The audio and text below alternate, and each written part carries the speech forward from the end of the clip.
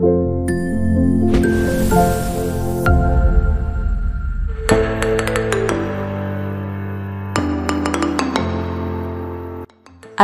আলাইকুম আমার প্রিয় ভাইয়া আপুরা, আপনারা সবাই কেমন আছেন?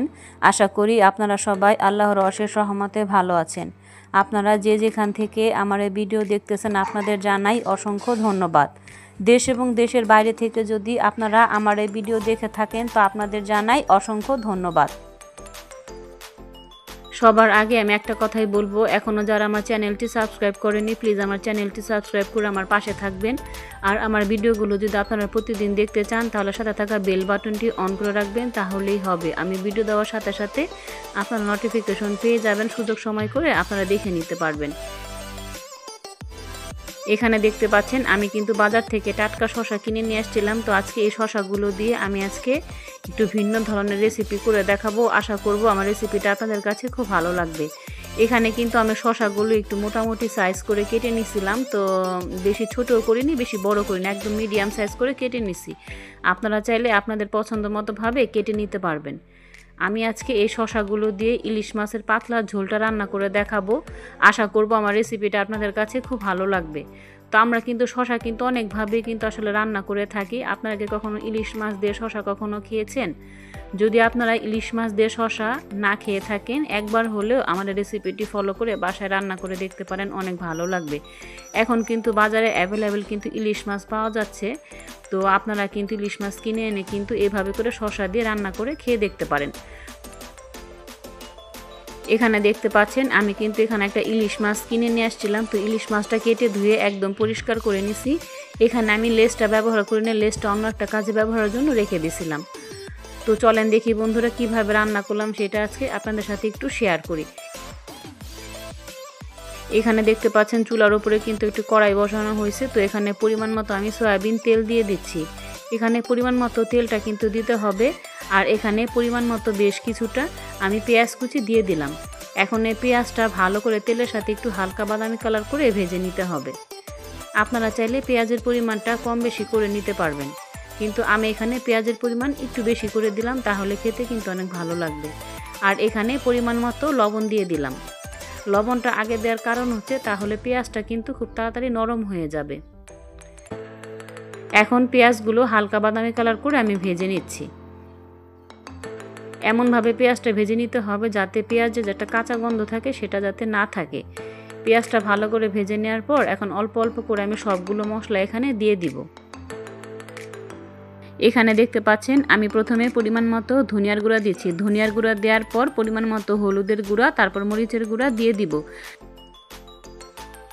আমি ইলিশ মাছ রান্না করলে কখনো আদা বাটা রসুন বাটা ব্যবহার করি না। আপনারা চাইলে সামান্য পরিমাণ একটু ব্যবহার করতে পারেন। আমার কাছে ইলিশ মাছ আদা রসুন বাটা ব্যবহার করলে ভালো লাগে না, এই জন্য আমি কখনো ব্যবহার করি না। আপনারা চাইলে পরিমাণ মতো একটু দিয়ে নিতে পারবেন। এখানে সবগুলো মশলা আমি দিয়ে দিলাম। তো মশলাগুলো দেওয়ার পর এগুলো কিন্তু ভালো করে আমি একটু কষিয়ে নিচ্ছি। এই পর্যায়ে সামান্য পরিমাণ একটু পানি দিতে হবে যাতে মশলাগুলো পুড়ে না যায়। এই পানিটা দেওয়ার পর ভালো করে একটু কষিয়ে নিতে হবে। এমনভাবে কষাতে হবে যাতে মশলার কোনো কাঁচা গন্ধ না থাকে।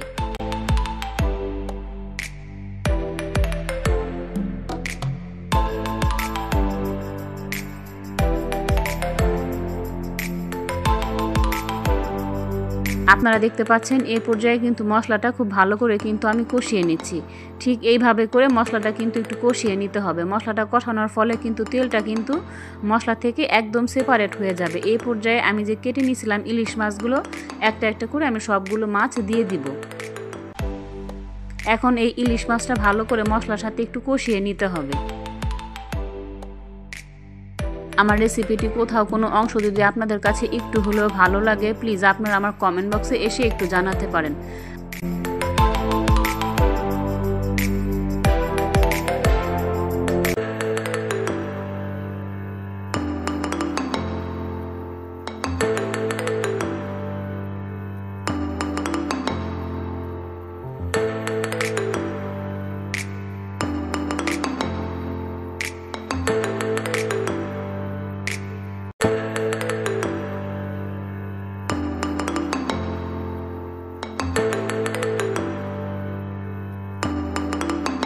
এখানে দেখতে পাচ্ছেন মাছগুলো কিন্তু আমার কষানো হয়ে গেছে। এখন আমি মাছগুলো একটা প্লেটে উঠিয়ে ফেলতেছি।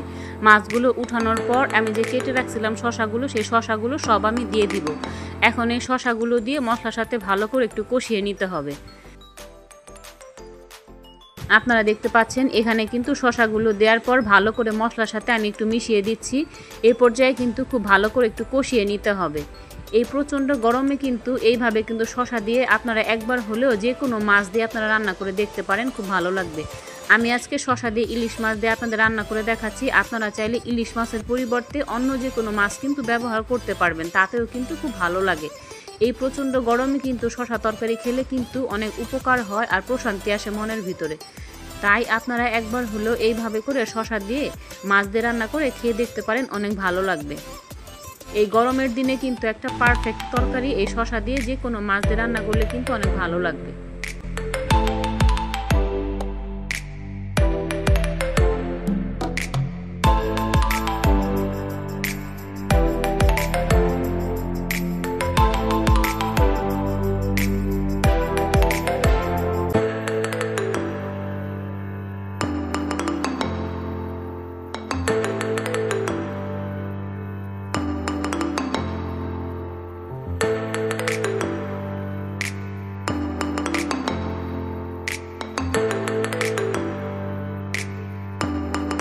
এই পর্যায়ে আপনারা দেখতে পারতেছেন শসাগুলো কিন্তু আমার খুব সুন্দরভাবে কষানো হয়ে গেছে। এখন আমি পরিমাণ মতো কিছুটা ঝোলের পানি দিয়ে দিব। আপনারা চাইলে ঝোলটা কম বেশি করে নিতে পারবেন। এখন আমি ঢাকনা দিয়ে ঢেকে দিব, তাহলে কিন্তু তাড়াতাড়ি তরকারিটা ফুটে উঠবে। তো তরকারিটা ফুটে ওঠার পর আমি যে মাছগুলো কষিয়ে নিয়েছিলাম, সেই কষানো মাছগুলো উপর দিয়ে আমি দিয়ে দিব। এই শসা দিয়ে ইলিশ মাছ রান্না করলে কিন্তু আমার পরিবারের সবাই কিন্তু খুব পছন্দ করে, ছোট থেকে বড় সবাই কিন্তু খুব পছন্দ করে এই রেসিপিটা। আপনারা দেখে একটু বুঝতে পারতেছেন তরকারির কালারটা কিন্তু খুব সুন্দর আসছে। তো আপনারা একবার হলেও এইভাবে করে শসা দিয়ে ইলিশ মাছ দিয়ে রান্না করে খেয়ে দেখতে পারেন, অনেক ভালো লাগবে। আমার কিন্তু মাঝে মাঝেই কিন্তু শসা দিয়ে এইভাবে করে শুধু ইলিশ মাছ না, যে কোনো মাছ দিয়ে কিন্তু রান্না করতে ভালোই লাগে। তো আমার পরিবারের সবাই কিন্তু খুব পছন্দ করে খেয়ে নেয়। তো বন্ধুরা, আমার রেসিপিগুলো আপনাদের কাছে কেমন লাগে অবশ্যই আপনারা একটু কমেন্ট বক্সে এসে একটু জানাতে পারেন। আর আমার রেসিপিটি ভালো লাগলে অবশ্যই আমার ভিডিওর নিচে একটা লাইক দিতে কিন্তু ভুলবেন না। অবশ্যই একটা লাইক দিয়ে আমাকে একটু সাপোর্ট করবেন। আপনাদের কাছে রিকোয়েস্ট থাকবে, আপনারা কখনো ভিডিও স্কিপ করে দেখবেন না, প্লিজ প্রথম থেকে শেষ পর্যন্ত দেখবেন। দেখা শেষ হয়ে গেলে একটা গঠনমূলক কমেন্ট করে আসবেন।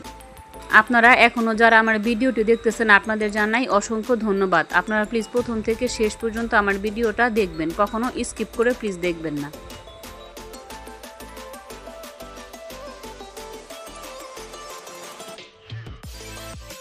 আপনারা দেখতে পারতেছেন এই পর্যায়ে আমি কিন্তু বেশ কিছুটা কাঁচামরিচ দিয়ে দিলাম। আমি কিন্তু যে কোনো তরকারি রান্না করলে কিন্তু কাঁচামরিচটা অবশ্যই শেষে দেই। আপনারা দেখে হয়তো একটু বুঝতে পারতেছেন, আমি সব সময় তরকারির ভিতরে কাঁচামরিচটা শেষে দেওয়ার চেষ্টা করি, এতে কিন্তু তরকারির ফ্লেভারটা খুব ভালো থাকে।